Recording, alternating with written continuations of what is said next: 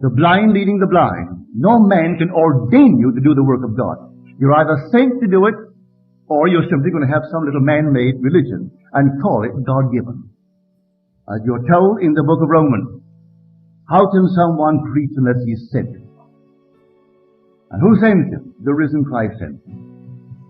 So you stand in his presence and you are sent.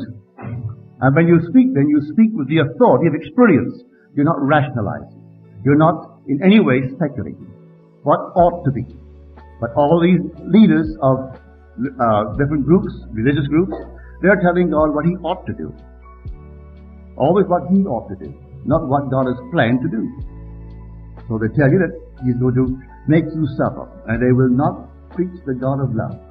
God is infinite mercy. But man has to pass through the furnaces of experience, not furnaces of fire, as they talk about it, but the furnace of experience. Do you know of any greater burning than to lose someone you love dearly? A mother losing a child? It doesn't go off for the night, or the day, or the week, or the month, or even the year.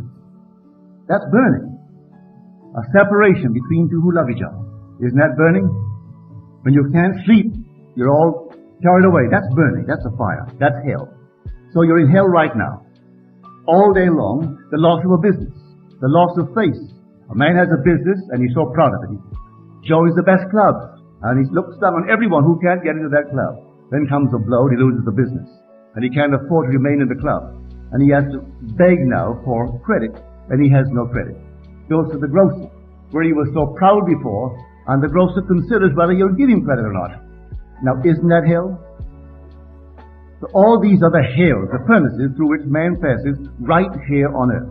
And when he leaves this hell, unless he's born from above, he continues in hell until that cross is completely worn, and it's worn by Christ Jesus.